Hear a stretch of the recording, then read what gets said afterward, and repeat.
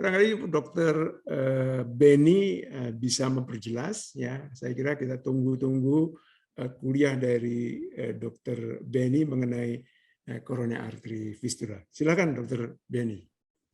Terima kasih Dokter Munawar. Jadi saya akan coba membahas mengenai coronary artery fistula, ya. Dari anatomi, patofisiologi, indikasi, ya, seperti yang kita diskusikan, teknik dan outcome, ya, dari closure fistula ini. Kita tahu bahwa coronary artery fistula itu tadi udah disebutkan ya jarang, ya, hanya 0,1 sampai 0,2% dari populasi. Ya, sebagian besar itu kongenital, tapi kadang-kadang kita bisa dapat acquired case karena pada pemasangan intracardiac device, ya, terjadi fistule ke cardiac chamber ataupun ke sinus venosus, ya, pada cardiac surgery, pada kita lakukan myocardial biopsy, ataupun bisa terjadi pada direct chest trauma. Dan kita lihat bahwa kalau kita lihat patofisiologi tadi sudah didiskusikan, sebenarnya itu karena adanya coronary artery blood flow yang high pressure, kita tahu pada waktu diastolic, ya, sekitar 60-70 mm merkuri, ke low resistant venous atau ke cardiac chamber. Kita tahu bahwa resisten di venous circuit dan cardiac chamber ini tentu lebih rendah daripada dari myocardial otot dari myocardium arteriole di sana, ya, sehingga terjadi penurunan perfusi distal dari fistula itu karena terjadi bypass dari coronary artery, tidak melalui ke myocardial, tapi dia bypass, sehingga terjadi namanya coronary steal phenomenon, ya. Fenomena ini biasanya menyebabkan angina atau iskemik saat exercise atau aktivitas, ya, yang meningkatkan oksigen demand. Ya, sebenarnya itu patofisiologi dari fistula koroner. Namun kita juga bisa melihat bahwa fistula koroner ini, kalau kita lihat perubahan hemodinamiknya tadi seperti didiskusikan oleh Dr. Sunaria, ya, bahwa kita bisa lihat dia left ke right shunt, ya, bila dia fistulanya ke right chamber atau right vessel, di mana tekanannya itu lebih rendah. Biasanya kita akan lihat continuous flow, ya, bisa kita dengar murmur kalau memang besar, ya, dan akan terjadi volume overload, ya, baik di bagian jantung kanan maupun kiri, ya, karena overload di kanan akan ditransformasikan ke kiri.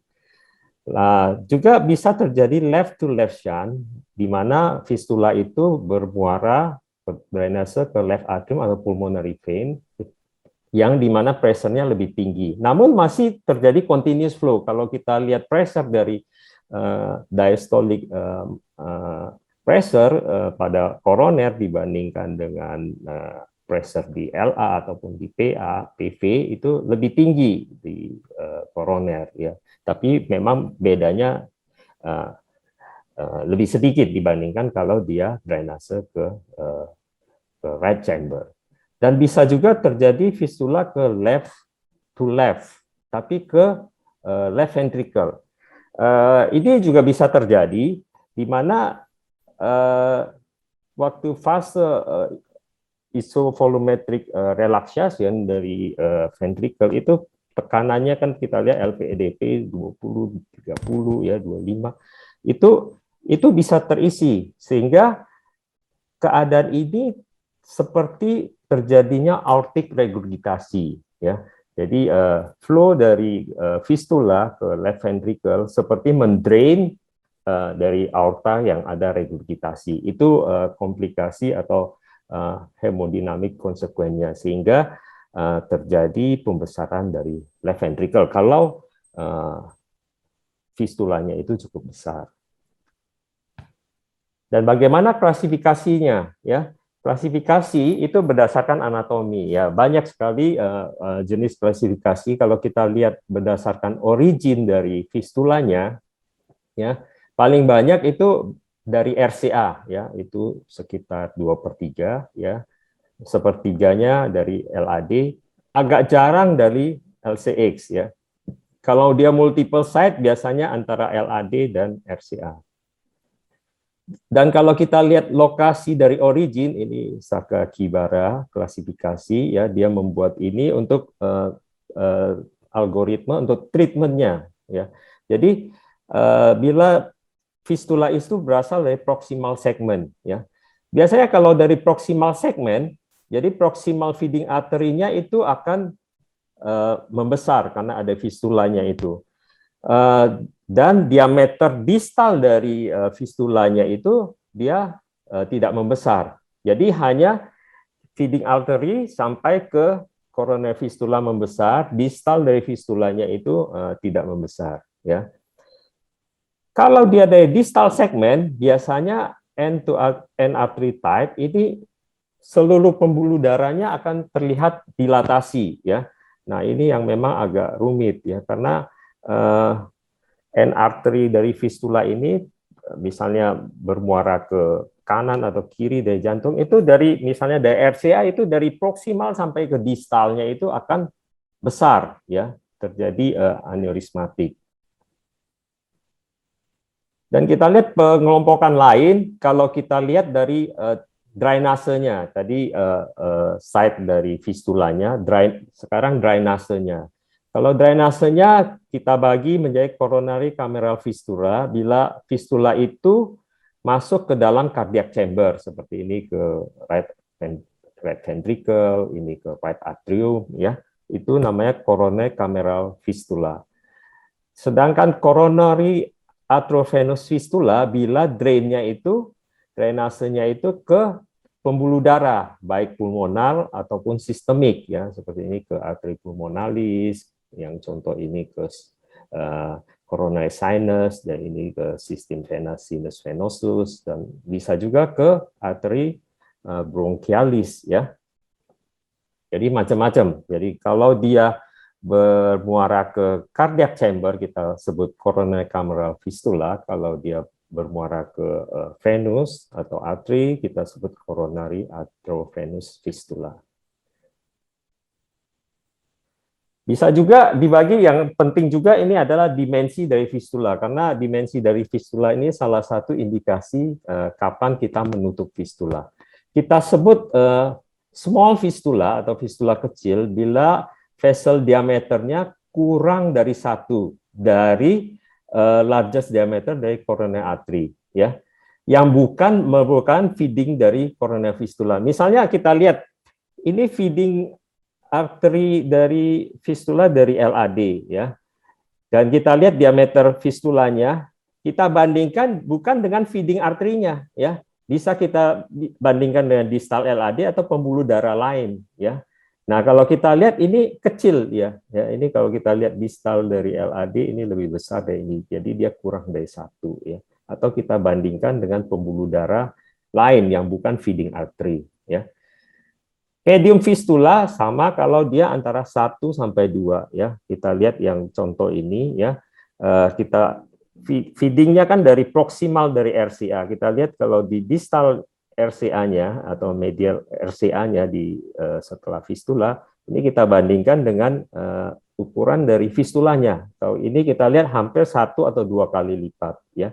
Sedangkan kalau large fistula itu lebih dari 2 ya dari diameter coronary yang bukan feeding. Karena ini di distal kita lihat tadi kalau dia distal itu pembuluh darahnya akan membesar dari RCA proksimal sampai distal ini ke sinus venosus ya.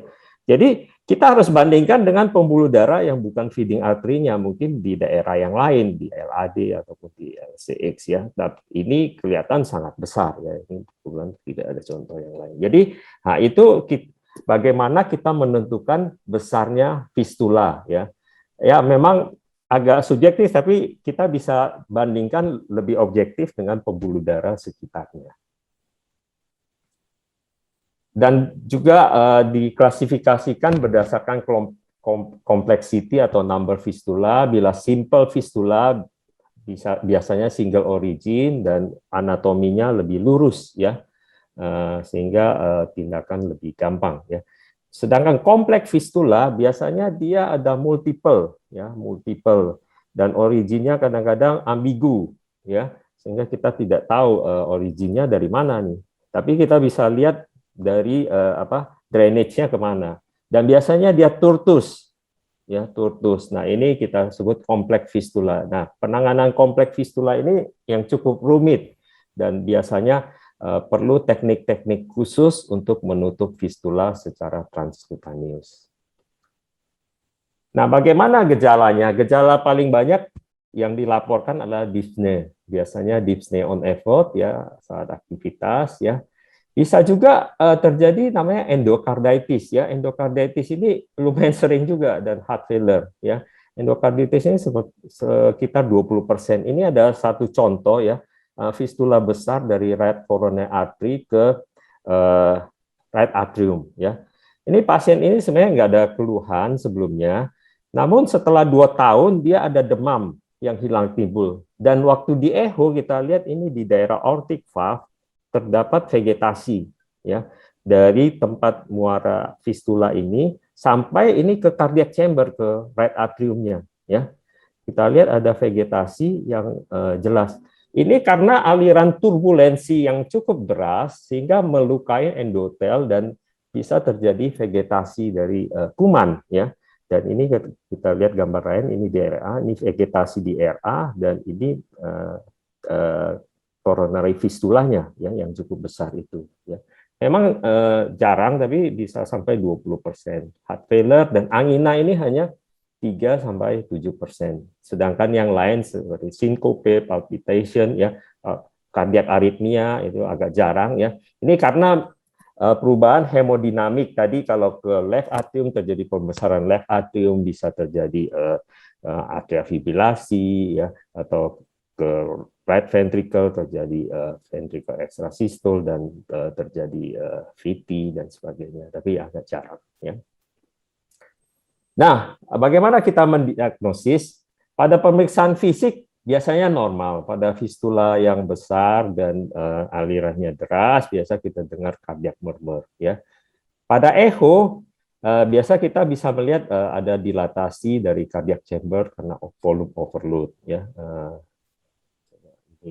Ini pada echo kita bisa lihat waktu fase diastolik kita lihat ada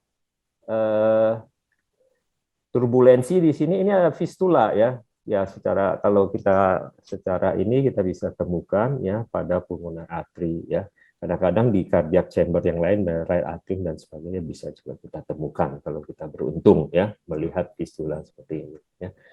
Kemudian CT imaging ini ya merupakan satu golden standard juga ya karena dia melihat anatomi dari fistula ini sangat jelas baik dari origin maupun tempat drainasenya. Dan biasanya kita juga bisa melakukan evaluasi post closure ya. Tadi ide yang dikatakan Dr. Sunaria, apakah bisa imaging ini untuk melihat fisiologi dari aliran sehingga kita menentukan iskemik? Ya, itu mungkin untuk tahap selanjutnya ya. Kalau kita bisa melakukan imaging menilai fisiologi dari fistula dan sebagainya ya. Dan biasanya kita lakukan evaluasi iskemik melalui treadmill ya meskipun tidak terlalu spesifik atau spek ya myocardial imaging, perfusion imaging ya. Nah, itu bisa kita lakukan atau kalau kita sudah merencanakan suatu penutupan, kita bisa lakukan cardiac catheterisasi. Selain kita bisa melihat fistulanya itu juga jelas ya, origin boundary drainage, dan biasanya kita planning untuk treatment selanjutnya. Nah, ini saya akan memperlihatkan satu kasus ya, ini case yang di-report tahun 2021 ya, seorang wanita 51 tahun dengan progresif dyspnea dalam 3 tahun terakhir ya, ada pernah hipertiroid, lacunar infarct ya di right cerebellum, EF-nya masih baik, treadmill-nya positif ya. Ini saya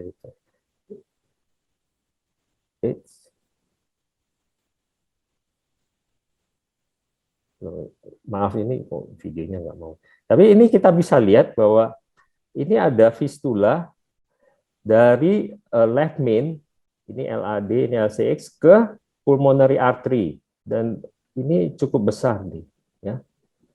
cukup besar ke pulmonary artery. Jadi pada left main trifurcation-nya, ya.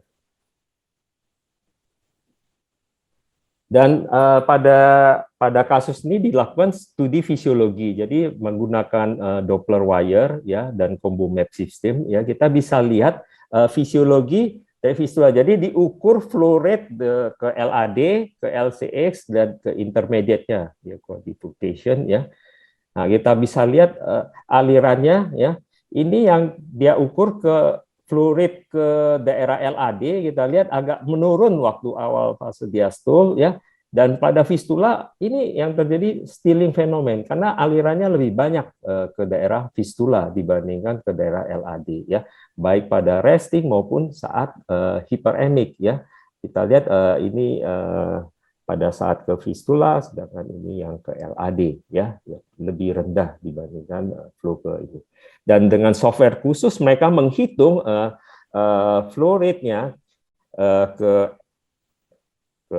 LCX, ramus intermediate, LAD, dan fistula. Ini fistulanya paling tinggi flow-nya dibandingkan dengan LAD, baik saat resting maupun hiperemia. Jadi terlihat sekali adanya stealing fenomen pada kasus ini, sehingga pasien ini dilakukan surgical ligation ya, ditutup fistulanya. Memang kalau pada yang daerah pangkal dan fistulanya cukup besar, memang lebih gampang terlihat ya, dan follow up post ligation fistulanya sudah hilang. Dan dilakukan evaluasi, treadmill-nya tidak ada iskemik, dan dilakukan lagi angiografi setelah penutupan ya, di mana diameter LAD intermediate dan LCX-nya itu lebih tinggi flow rate-nya, dan diameter pembuluh darahnya lebih besar, dan kita lihat ini preoperasi dan postoperasi. Kita kalau bandingkan kita lihat ini fistula, ini LAD ya, ini lebih tinggi ya flow rate-nya, dan pada saat hiperemik pun lebih tinggi.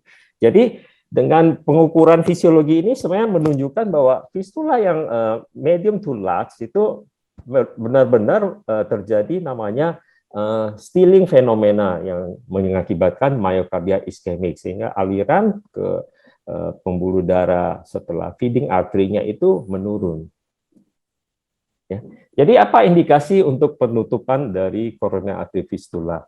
Bila terdapat simptomatik ya, jadi memang simptomatik ini penting sekali ya kita untuk menilai pada pasien-pasien dengan medium to large coronary artery fistula ya.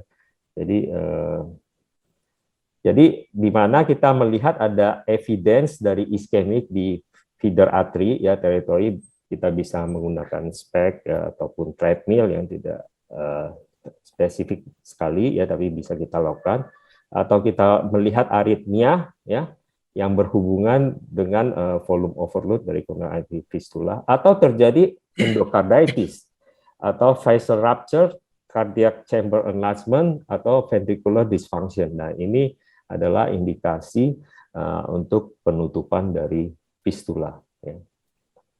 Nah, bagaimana teknik penutupan fistula ya? Jadi kalau kita lihat pada pasien dengan fistula, kalau dia ada simptomatik medium to large vessel, ya, ada nggak? Kalau tidak ada, misalnya dia small vessel, kita bisa monitor tiap 3-5 tahun, ya. Tapi kalau ada, nah kita bisa pilih.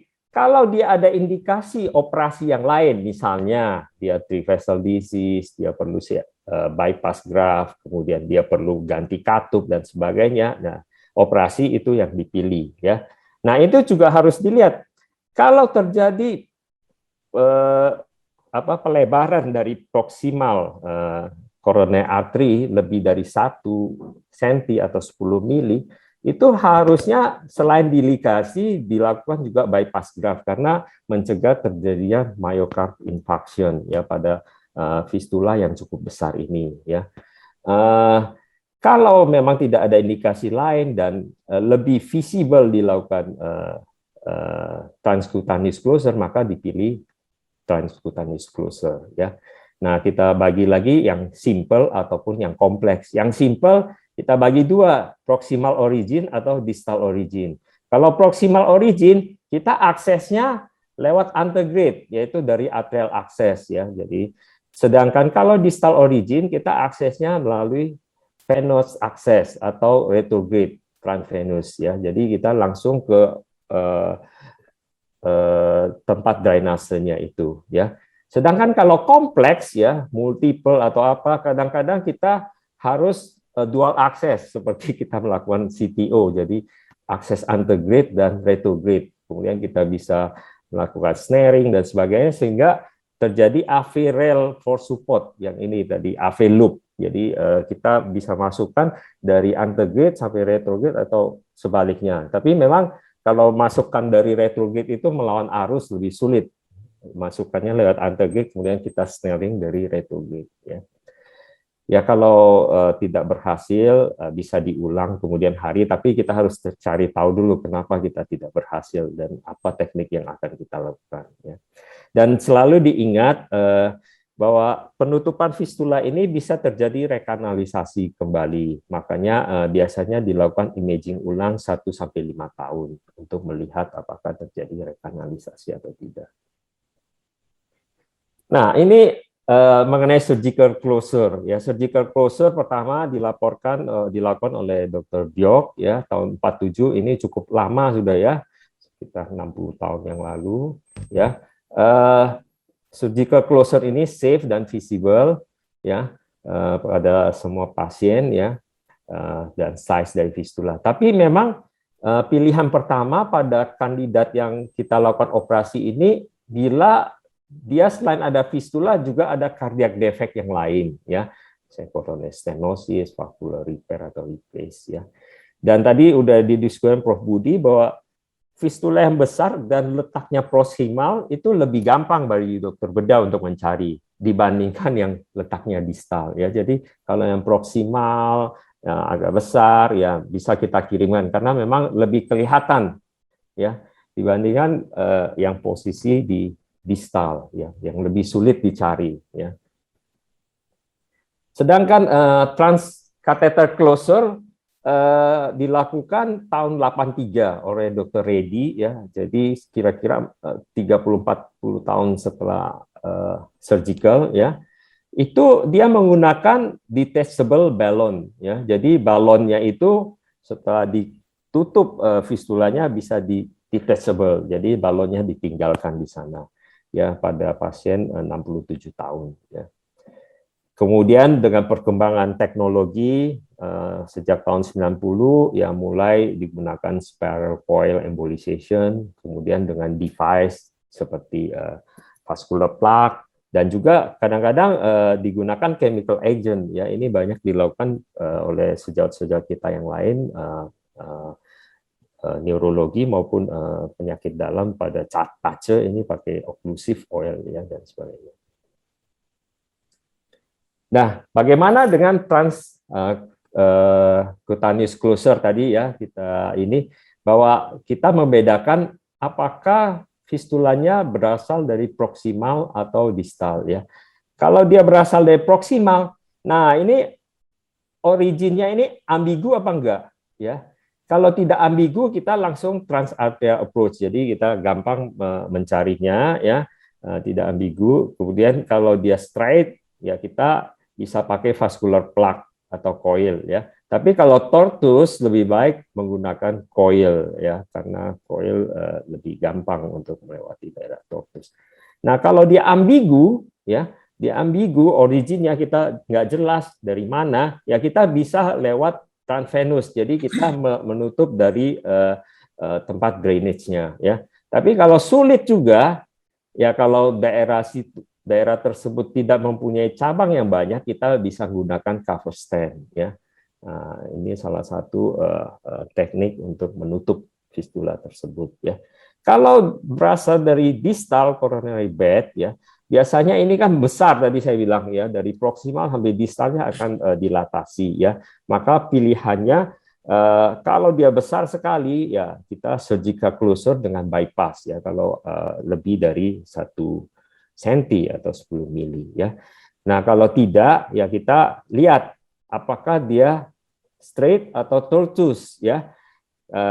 ya kita lakukan transvenous approach ya kalau dari distal, jadi dari retrograde. Jadi bisa coil atau vascular plaque. Kalau dia tortuous ya kita pilih coil ya. Atau kalau memang sulit sekali, kita bisa lakukan namanya transarterial arteriovenous rail yang tadi. Jadi kita membuat AV loop ya. Nah, kita snaring, misalnya kita masuk dari antegrade, kemudian kita snaring dari retrograde. Ya ini memang perlu pengalaman dan teknik-teknik khusus yang memang tidak mudah ya. Ya, saya ulangin sedikit ya bahwa transarterial approach, jadi kita menutup fistula dari feeder arterinya ya, aksesnya bisa dari radial atau femoral ya. Jadi kita menutup dari proximal coronary artery ya. Tadi toolsnya kita bisa lihat gunakan guiding catheter ya, micro biasa untuk coil ya, atau kita telescoping catheter yaitu yang mother and child ya untuk plug ya. Dan pada small fistula kita bisa menggunakan wire koroner ya 0,014, atau kalau yang lebih besar medium to large kita bisa pakai wire yang hidrofilik seperti Terumo wire, kita masukkan ke fistula itu. Ya tadi Dr. Sunaria juga menyebutkan sliding pakai guiding ya, itu mungkin bisa kalau memang pas bisa masuk ya, bisa sliding ke daerah proksimal dari fistula tersebut. Nah, kita wire-nya mungkin pakai yang hidrofilik wire karena dia punya support lebih baik ya. Kalau transvenous approach ya memang ini lebih sulit ya, tapi bukan tidak bisa ya. Kita menutup fistulanya itu dari outletnya, dari drainage-nya, dari venous side ya. Jadi kita bisa lewat femoral atau jugular vein ya. Biasanya ini pada coronary fistula yang distal coronary artery ya. Nah, untuk engage-nya itu ya guiding catheter ya kita harus pilih, karena kalau koroner kan kita lebih paham engage-nya, tapi pada ini kita mungkin harus sesuaikan. Misalnya kalau ke pulmonary artery, guiding-nya bisa pakai AL, atau kita ada guiding deflectable sheet, Agilis, yang biasa kita gunakan untuk ablasi. Jadi dia bisa deflectable dan kita bisa mengkanulasi coronary fistula itu lebih mudah karena kita bisa deflectable ya. Dan pada pasien-pasien yang tortuous tadi kita membentuk AV loop ya. Nah, mengenai sizing ya, sizing ini juga cukup penting, tadi juga sudah dibahas ya. Kalau kita melakukan deployment coil ya, tadi menggunakan micro catheter minimal yang 0,18 ya, prograde ya, prograde 18. Kemudian kita taruh mikronya dalam ya, cukup dalam ya. Karena coil ini waktu kita, apalagi yang jenis pushable coil ini, waktu kita dorong sampai ke ujung, dia itu nggak bisa kita tarik lagi kalau kemudian terjadi protusi. Maka sebaiknya mikronya itu kita taruh cukup dalam ya. Dan biasanya first coil ini sizingnya itu 30% dari size dari vessel. Misalnya size vessel kalau 3 mili ya minimal 30% di atas dari size dari vesselnya itu ya. Jadi sepertiganya. Dan coil itu kita bisa memberikan beberapa coil ya untuk memenuhi diameter dari fistulanya itu ya, sehingga tidak ada aliran. Dan mengenai vascular plaque ya kita menggunakan telescoping system tadi dengan mother and child ya, dengan kateter, large kateter, kemudian mother and child-nya telescopingnya ya. Nah, size-nya dari telescoping ini ya tergantung dengan besarnya occluder yang kita pakai. Nah, kita pilih biasanya occluder itu 50% larger ya. Jadi kalau tadi size-nya 3 ya jadi 4,5 ya. Jadi harus ada biar ada kompresi ya. Dan penting juga bahwa device-nya harus diletakkan lebih dari 1 cm dari origin fistula, karena takut terjadi device prolapse atau thrombus propagation. Kalau terlalu pangkal terbentuk trombusnya ngalir, terjadi infak ya di pembuluh darah feeder tadi. Eh, ya ini, maaf ya. Vascular coil ya biasanya terbuat dari stainless atau platinum dan dia ada fiber coating biasanya polyester, nilon atau silk seperti kita lihat ini dan ini menambah thrombogenicity ya. Nah, ini bentuk tornado ya, tornado dia seperti tornado. Ada yang bentuk nester yang ukurannya sama ya. Ada dua tipe coil, yang pushable coil ya, pushable yang kita delivery dengan hanya dengan wire kita dorong dan dia atau dengan kita semprotkan kontras ya dia akan masuk sendiri ya, atau detachable coil. Ini saya memberi contoh yang detachable coil ya. Jadi kita bisa kontrol rilis ya. Jadi setelah mikronya kita taruh di tempat kita mau menutup fistula, kemudian saya cepetin aja ya. Kemudian ini coilnya itu dilepas ya, maksudnya didorong ya dengan kontrol dan kita bisa melakukan retrieve meskipun kita sudah fully deploy ya, kita bisa retrieve kembali kalau posisinya kurang baik ya, dan kita mengatur kembali posisinya sampai posisi yang kita mau sudah tercapai ya. Nah, ini keuntungannya adalah ya kita tidak perlu khawatir terjadi protusi dan waktu mau detach hanya menekan tombol ya kemudian dia akan detach ya sehingga fistulanya coilnya akan menutup daerah fistula ini dan dia tidak masuk ke protusi ke misalnya main coronary feeding artery-nya. Tentu ya higher cost ya. Nah, ini sebenarnya ada laporan kasus ya, serial case yang cukup besar dari Dr. Munawar ya. Jadi ada laporan 10 kasus dengan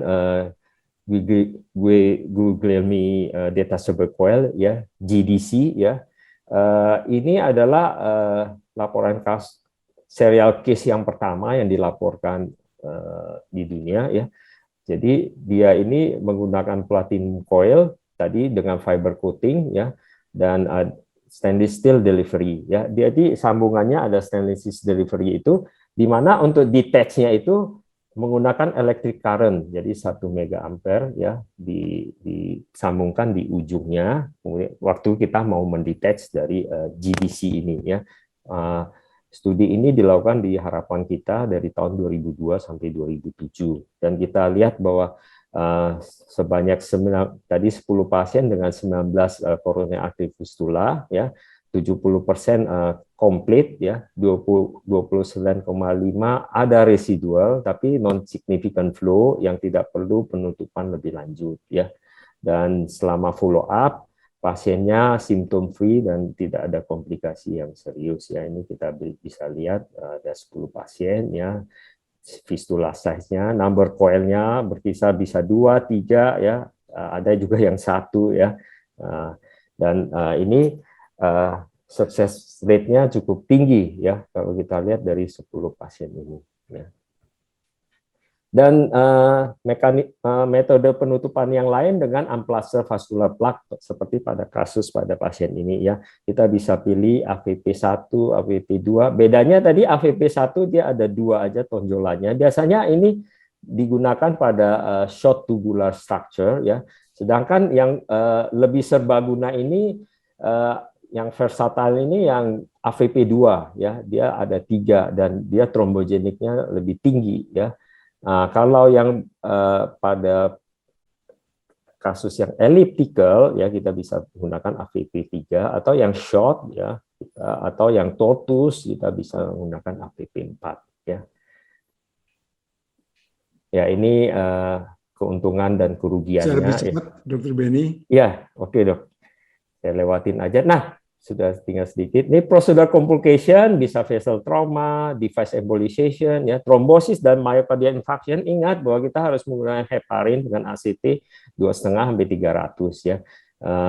Kalau setelah kita tutup fistulanya, kita bisa reverse dengan protamin ya pada end procedure ya, mempercepat trombosisnya. Nah, ini selalu saya ingatkan bahwa fistula yang besar lebih dari 10 bila dilakukan tindakan itu terjadi perioperatif MI-nya itu tinggi ya.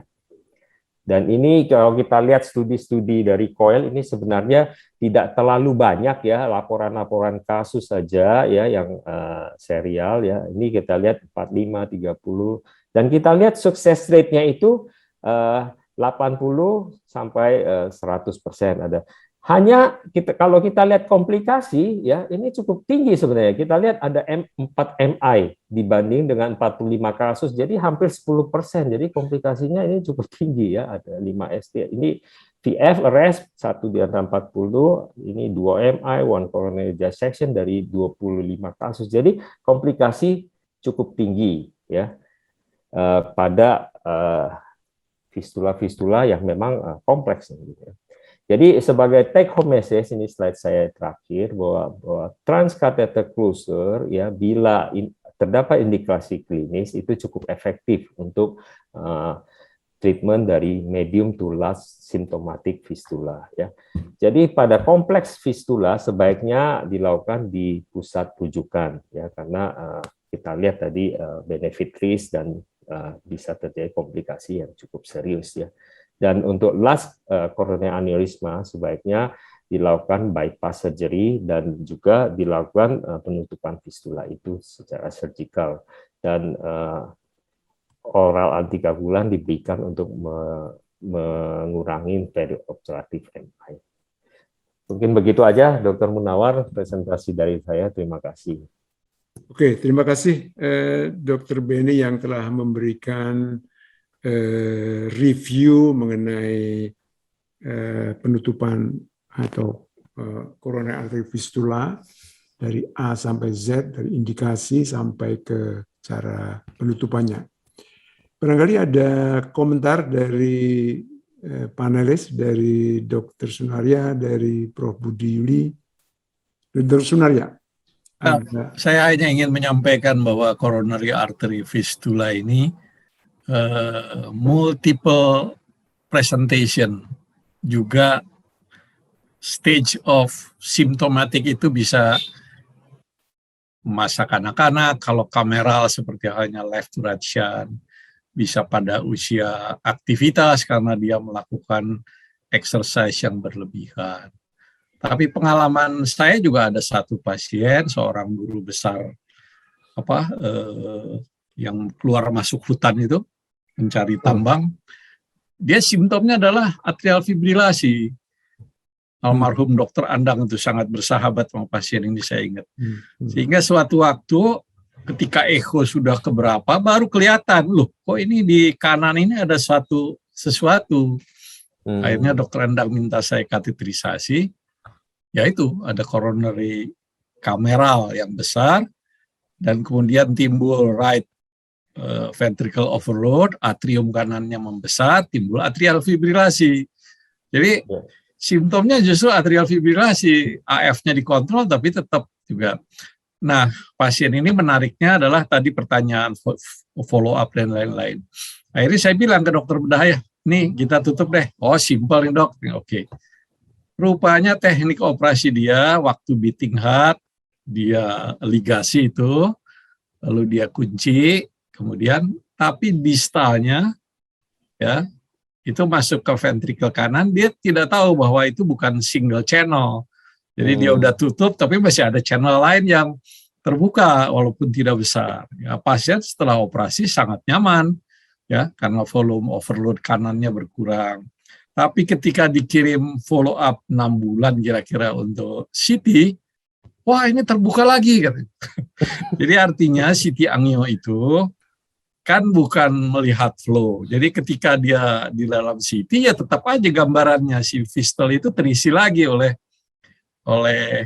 retrograde flow dari salah satu channel. Sehingga dikonferensikan ini harus operasi lagi. Pasien bilang, saya udah enak sekali kok. Ya saya cuma berpegangan right ventricle volume overload-nya berkurang, atrium kanannya juga mengecil, AF-nya rate control baik. Jadi saya bilang nggak usah lah. Ya sampai sekarang baik gitu. Jadi tadi pertanyaan pasien Dr. Munawar itu di follow up-nya bagaimana? Memang salah satunya adalah CT angio akan membuat gambaran coronary vessel itu hilang. Asal jangan ada residual yang muncul beberapa bulan kemudian di mana itu akan terisi kembali. Jadi waktu di CT angio kita seolah-olah melihat hal yang sama. Saya kira itu aja, dan sekali lagi saya kira keuntungan SPJP adalah kita belajar dari mulai kongenital sampai adult.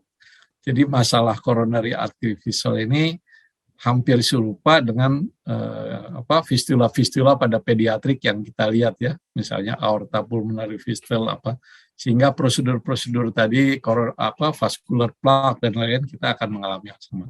Saya ucapkan terima kasih atas acara ini, dan saya kira ada Q&A 2 barangkali Dr. Munawar. Ya, ada Q&A 2. Yang pertama itu mengenai indikasi. Tadi sebenarnya sudah dibahas panjang lebar. Tapi intinya itu yang pertama. Yang kedua follow up tadi juga dalam diskusi juga ada. Tapi Dokter Benny barangkali sih bisa memberikan singkat mengenai indikasi dan follow up. Follow up saya kira ya. Ya tadi menarik sekali ya kasus dari Dr. Sunarya. Mungkin apakah awal dari CT angio itu nggak kelihatan dok ya itunya ya, yang dari distalnya itu. Nah, itu CT angio itu dipakai sebagai follow up. Oh, dipakai sebagai follow up. Waktu diagnostik belum. Okay. Diagnostik kateterisasi. Jadi surgeon beating heart dia kunci, distalnya dia ikat. Nah, tapi ya dia tidak bisa melihat kalau ada channel yang dia tidak ikat. Iya, betul. Kita follow up ternyata loh kok sama aja. Ya. Tadi mengenai indikasi tadi udah dijelaskan memang ya kalau memang lebih baik sih ada yang simptomatik ya, fistula ya, kemudian dia ada evident ischemic tadi, terus aritmia, kalau terjadi vessel rupture juga bisa ya, atau endokarditis, cardiac chamber enlargement atau ventricular dysfunction ya tadi saya jelaskan. Dan mengenai follow up ya, biasanya 1 sampai 5 tahun itu 1 tahun pertama setelah tindakan ya mungkin kita bisa lakukan CT ulang untuk melihat ada rekanalisasi apa enggak ya. Tentu simptomnya ya dengan treadmill ya, kita lihat echo, lihat ada pembesaran cardiac chamber dan sebagainya itu. Ya, barangkali Dokter Budi Yuli bisa memberikan komentar sedikit mengenai. Terima kasih. Ya, memang kalau kita bicara tentang fistula koroner itu sebetulnya problem kenapa dia membuat suatu simptom atau perlu ditutup itu kan tergantung ya, kalau dia ke kanan itu dia pre-tricuspid atau post-tricuspid. Kalau pre-tricuspid biasanya dia akan membuat suatu left to right shunt, tapi kalau dia post-tricuspid itu biasanya problemnya volume. Itu yang kadang-kadang dia akan harus dilakukan suatu tindakan. Tapi yang menarik yang pasien tadi ya, Dr. Munawar, pasien ini post termasuk tadi Dr. Benny, apakah kasih antitrombotiknya apa ya? Yang pasien ini, pasien ya, coil dengan plak kan post prosedural biasanya diberikan anti trombotik ya. Ini kalau pengalaman saya ya, kalau pasien yang ini kebetulan dua-duanya kita lakukan, satu melakukan PCI dan satu antitrombotik tetap kita kasihkan ya, dual antiplatelet seperti biasa. Tapi pada pasien-pasien yang hanya kita melakukan fistula saja, itu saya tidak memberikan apa-apa. Jadi memang kalau pakai koilnya yang ada fibernya yang memang didesain untuk membuat trombosis. Jadi selama dia itu tidak terlampau dekat dengan ostium, saya kira sih nggak ada masalah sih. Hanya saja kalau coil tidak banyak, tidak pumpet, jadi kadang-kadang ya tadi tidak sempurna, flow-nya masih ada, walaupun dengan evaluasi yang paling baik tentu saja di kateterisasi ulang. Tapi dengan adanya non-invasif sekarang ini, saya kira MSCT menjadi masalah. Ada yang Dr. Munawar, ada yang memberikan kalau beberapa center itu jadi setelah 6 hours, yaitu post procedure kan diberikan suatu antikoagulan ya, heparin, atau mungkin dengan nanti pulang dengan oral antikoagulan, tapi juga ada yang memberikan antiplatelet saja. Dan ini diberikannya nanti paling tidak 6 sampai 12 bulan. Ya, ini bagaimana, Dokter Munawar atau yang lain? Ya, jadi memang bagaimanapun juga itu melakukan satu prosedur pada koroner itu pasti ada sesuatu lah. Kita mesti antiplatelet saya kira sih boleh-boleh saja. Tapi kalau simple simple penutupan seperti ini agak di luar dan sebagainya, kita nggak usah pakai kalau menurut saya. Tapi kalau misalkan kita melakukannya ada di tengah, ya, lalu kemudian kita melakukannya dengan menggunakan katakanlah guide extension dan sebagainya, saya setuju kalau itu memang harus diberikan antiplatelet. Saya kira sih case by case itu yang harus kita berikan. Pada prinsipnya kita pasang plug, kita pasang coil adalah untuk membuat trombus. Tapi di samping itu jangan sampai dengan adanya tindakan yang kita lakukan justru memacu timbulnya trombosis di tempat lain. Ya, saya setuju dalam artian pada coronary artery fistula, terutama LAD itu kadang-kadang kita menggunakan coil atau menggunakan plug terlalu proksimal. Jadi seolah-olah si coil itu trombogenesis bisa kemudian menginjus LAD clot. Tapi itu saya kira oleh karena itu tadi 1 cm dari apa itu sebetulnya untuk mencegah propagasi trombus ke dalam native vessel. Ya.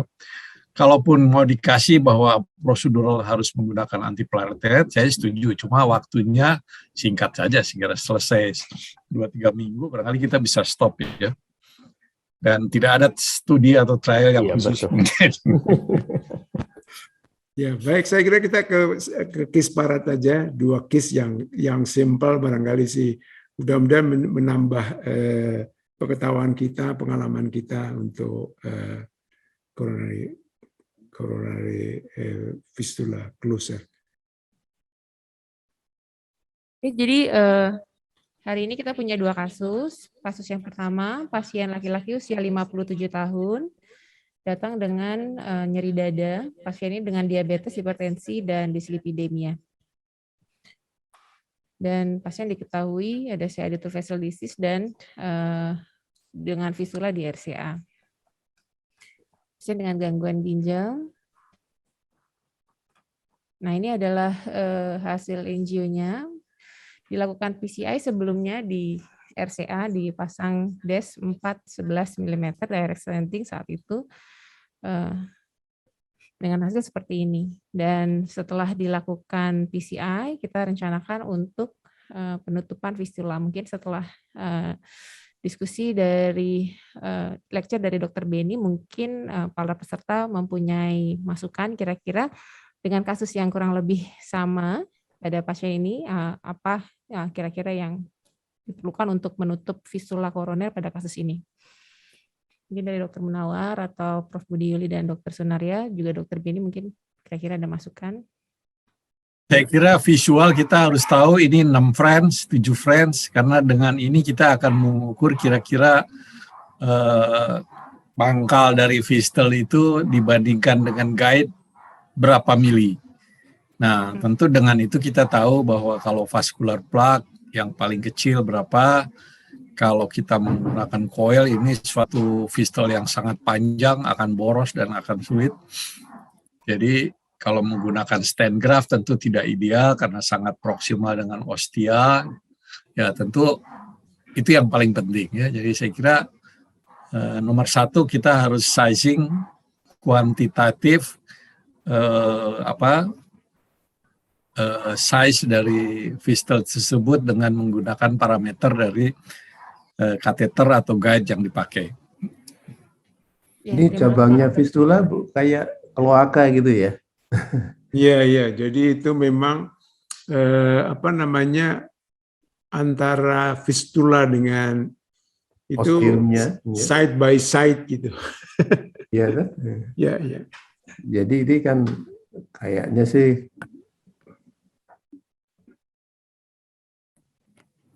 Dari hasil Halo? polling peserta, Dok, Ya. didapatkan hasil maksimal beberapa orang lebih banyak memilih vascular plaque walau persentasenya nggak terlalu berbeda jauh dengan coil.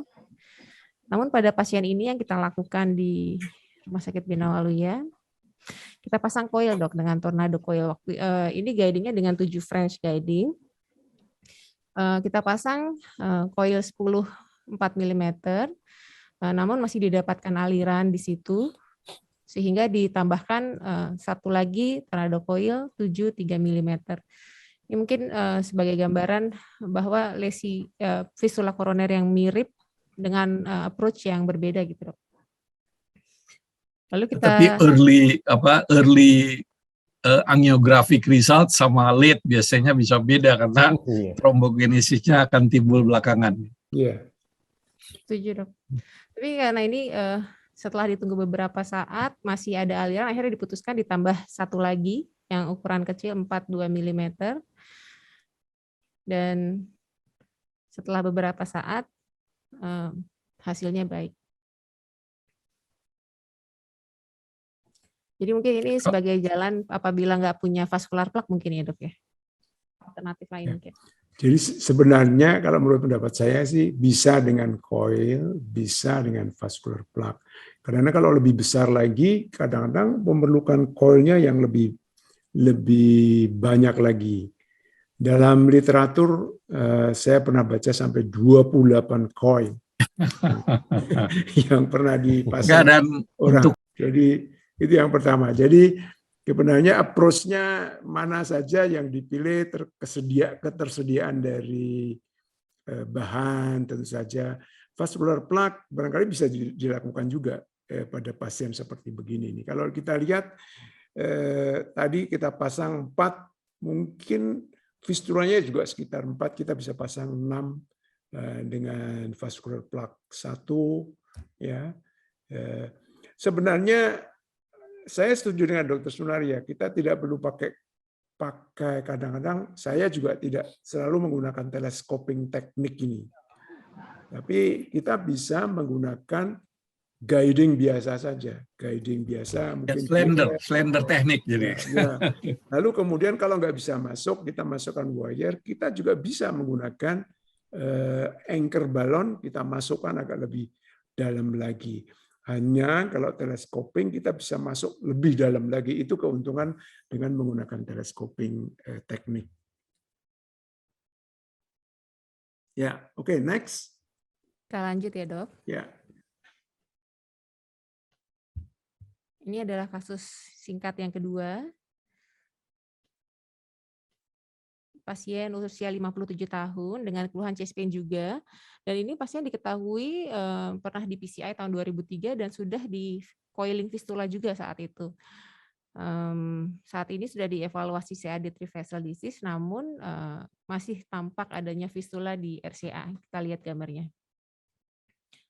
Ini pasca coiling 10 tahun yang lalu, hasilnya seperti ini, sehingga diputuskan untuk dilakukan tindakan lagi. Mungkin saya undang para peserta dan komentar dari panelis juga moderator dan lecturer, kira-kira kasus ini apa yang akan dilakukan. Terima kasih. Ya, sekali lagi karena ini very proximal, stent graft itu nggak ideal sih kira ya. Ya, jadi vascular plaque tetap menjadi pilihan. Yang jadi persoalan itu ada wire yang keluar itu kemana itu? Pada foto yang kiri itu ada seperti wire yang keluar itu kemana tuh ya? Melambai-lambai kemana itu?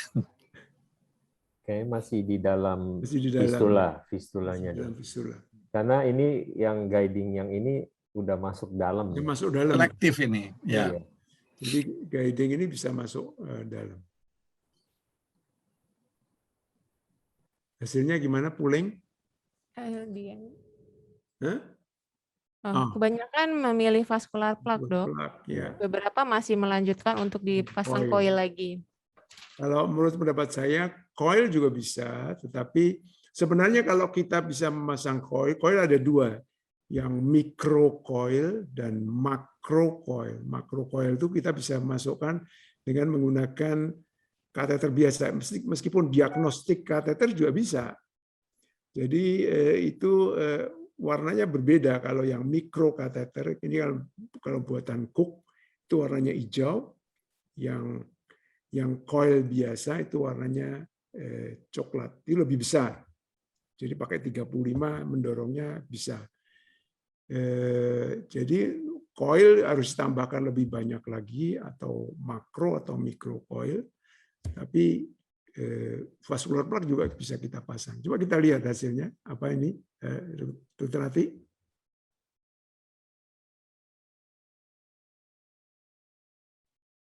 Ya, ini juga kita lakukan anchor balloon seperti teknik tadi. Lalu dipasang vascular plug 8 mm di sini. Tampak setelah vascular plug hasilnya jauh lebih baik dengan dipasang coil. Jadi, dan ini mungkin terjadi ya, Dok ya? Mungkin terjadi, maksudnya dengan dipasang coil sekali belum menyelesaikan masalah. Nah, masalahnya ini early result. Jadi kadang-kadang coil ini terbentuk trombus yang organized setelah beberapa minggu. Nah, oleh karena itu memang follow up-nya apakah CT angio ataukah ini harus diperbandingkan, saya kira. Yang mudah CT angio. Karena tidak ada antigrade flow line ke area tersebut, kecuali ada double antigrade. Pertanyaan yang lain mungkin, kenapa nih Dokter Ati? Kenapa ini 10 tahun ya dipasangnya coil ya? Mestinya hasilnya waktu itu cukup bagus dong. Kenapa dia terbuka lagi dalam 10 tahun? Apakah ini mungkin tadi yang saya mungkin kalau menurut itu adanya antegrade flow itu bisa mencegah trombus itu betul-betul full, penuh gitu. Jadi karena ini proksimal, jadi flow dari aorta ke dalam fistel itu juga kuat. Jadi pembentukan trombus di daerah itu tidak bisa komplit gitulah. Jadi kebuka lagi gitu ya? Ya, ada beberapa kemungkinan saja. Jadi masalahnya itu adalah bahwa masalah budgeting. Jadi pada waktu pemasangan itu tidak menutup secara sempurna. Mungkin karena misalkan 3, 4, 5, 6, 7, 8 nggak bisa karena keterbatasan.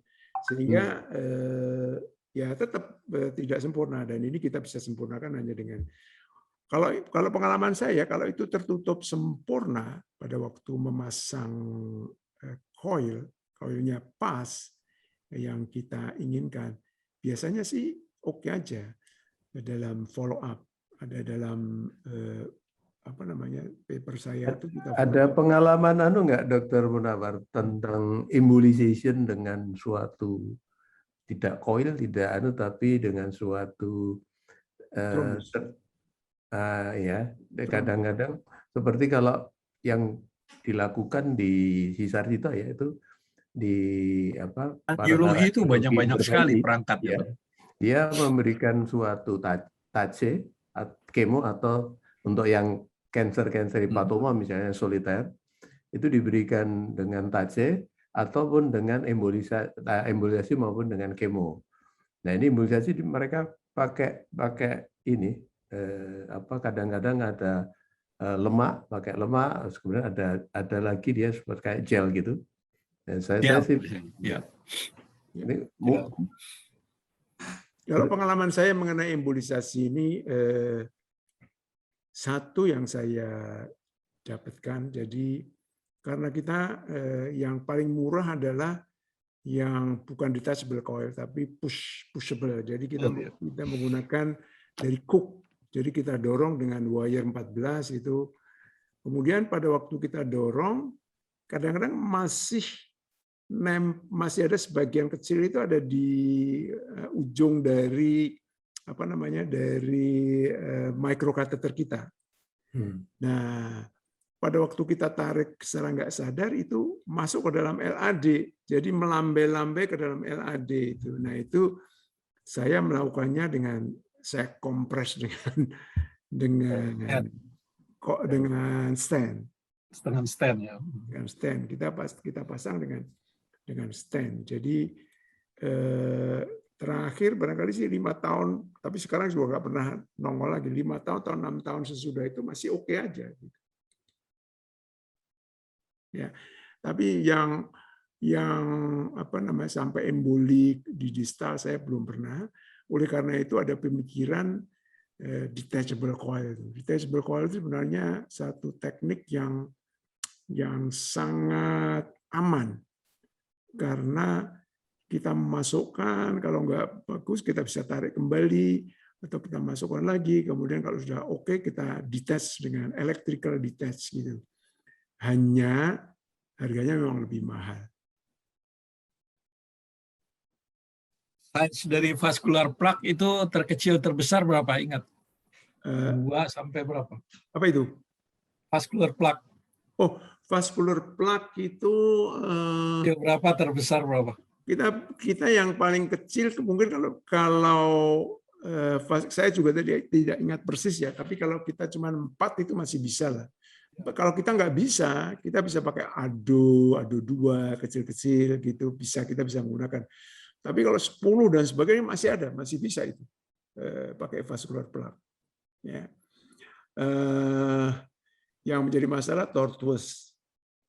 Kalau vascular plug itu bisa dari 2 sampai 17 deh. 17 ya. Makanya, jadi itu ya saya karena dulu bantu pediatrik, terutama aorto pulmonary fistula banyak. Disitulah saya pengalaman.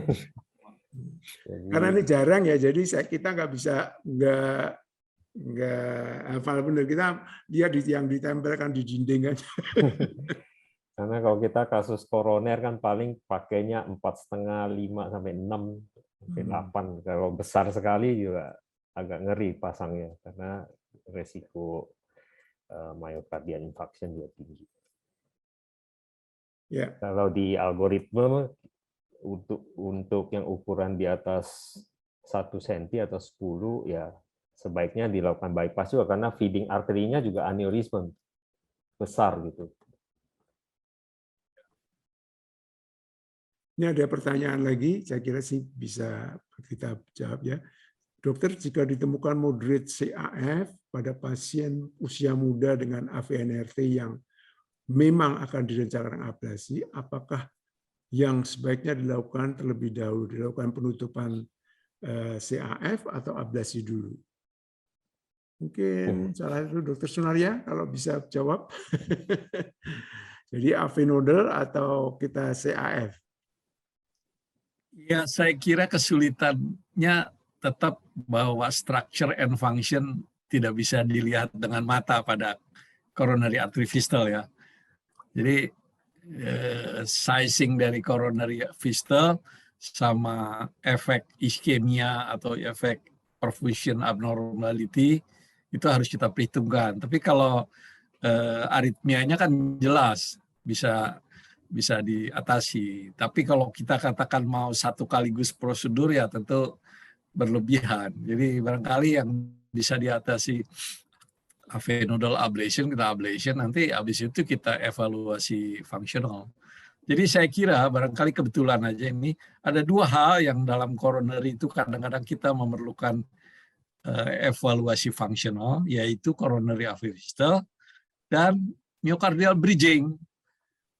Nah, myocardial bridging juga sama, bisa short, bisa long, tapi kapan kita katakan bahwa ini dampak myocardial perfusionnya terganggu, itu kadang-kadang susah. Kedua, apakah kalau kita kasih beta blocker aja myocardial perfusionnya membaik pada bridging? Kalau pakai beta blocker baik, ya ngapain kita harus prosedural? Nah, kalau bisa nanti acara malam dari Ebet ya. Ya. Ya. Ada yang meraise isu ini. bagaimana coronary artificial tersendiri atau coronary artificial dengan atherosclerotic coronary dalam penilaian fisiologi koroner, karena ini betul-betul kemungkinannya bisa harus dua-duanya dikerjain atau coronary disease saja, terutama kalau pada satu pembuluh darah yang sama, ya, misalnya coronary artificial LAD proximal, lalu LAD mid-nya ada diffuse disease. Bagaimana kita menilai IFR atau FFR pada pasien begitu? Jadi kalau bisa Dr. Benny lah raise di isu itu. Dokter Budi, Prof. Budi. Jadi kalau saya, apakah aritminya ini, aritmi ya tadi yang ditanya ya? AVNRT. AVNRT. Ya. AVNRT-nya related nggak dengan fistulnya? Tetap harus, tadi seperti Dr. Sunar ya, dia ini aritminya suatu coincidence atau bukan. Tapi kalau lihat AVNRT ini kan lebih banyak, dia bisa juga yang aritmi yang disampaikan itu kan paling sering kan karena suatu remodeling daripada tingkat terjadi mungkin AF. Kalau AVNRT mungkin kalau saya melihat ini bukan suatu related dengan CAF-nya kalau saya. Ya. Jadi dua-duanya harus dikerjakan. Ya, ini masalahnya kan mana dulu ya?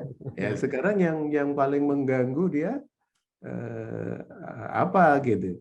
Kalau AVNRT-nya ini mengganggu, AVNRT dikerjain ya. Kalau cukup tadi budgetingnya sekalian kerjain dua-duanya ya. Iya kan? Ya. Dokter Benny ada pandangan? Iya, kalau tadi udah dijelaskan Prof. Budi ya, bahwa AVNRT ini suatu proses re-entry ya, dan biasanya memang ada kelainan anatomik yang non-related dengan CAF ini. Jadi biasanya pasien akan lebih simptomatik pada AVNRT, apalagi kalau dia udah pernah sekali, biasanya akan berulang. Dan karena AVNRT ini gampang dikerjakan dan success rate-nya tinggi, sebaiknya sih dilakukan AVNRT dulu ya. Setelah itu baru kita nilai memang apakah fungsional ada terganggu nggak, ada dilatasi chamber, ada iskemik pada cuff-nya itu. Kalau ada baru kita lakukan penutupan dari fistula itu. Mungkin begitu, Dok. Ya, baik. Jadi karena waktu kita sebenarnya melanggar sedikit ya, sebenarnya jam 5 ini jam 5:20 karena memang tidak lain-lain ya, kita hanya bicara. Saya kira sih sore hari ini kita bicara mengenai masalah coronary artery fistula yang sangat komprehensif ya. Jadi pada prinsipnya walaupun jarang tapi kadang-kadang datang ke tempat kita. Indikasi tentu saja simptom harus ada dulu, lalu kemudian tekniknya. Kalau walaupun ini relatif mudah, artinya komplikasi, tapi tetap ada komplikasi yang dilaporkan bisa sampai 10%. Oleh karena itu tetap harus hati-hati, ya, harus dibicarakan dengan baik dengan pasiennya. Kalau memang belum pernah ya harus dilakukan proctorship dan sebagainya, atau dikirimkan tempat-tempat yang bisa melakukan dengan baik. Saya kira saya mengucapkan apresiasi yang setinggi-tingginya kepada para ahli, kepada senior kita ya, Dr. Sunaria yang seperti biasa ya, guru para intervensi di Indonesia, juga kepada Prof. Budi yang sangat luar biasa, serta Dr. Benny yang memberikan kuliah penutupan coronary artery fistula dengan sangat komprehensif. Dan tidak pula tanpa ada sponsor kita, yaitu Philips, maka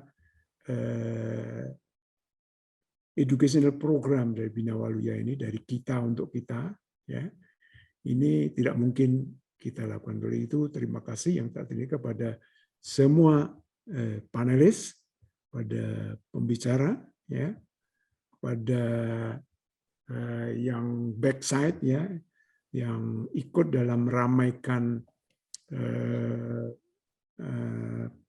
meeting ini, ya, Dr. Atik dan kawan-kawannya tentu saja yang nggak kelihatan. Terima kasih yang sebesar-besarnya.